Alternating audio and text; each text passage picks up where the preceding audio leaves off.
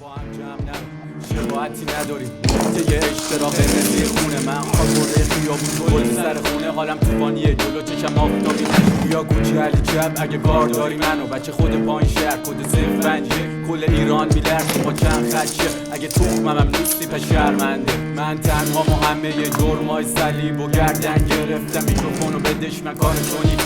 خودت که بچه ای اولگوتم قهرمان کارتونی همه تکساتم کلیشه‌ای بچه کردن یه مش فرعون ترپی عشق اولدن بازم فاز گرفتم واسه قصه گفتن صداشونم ناز داره مثل گفتن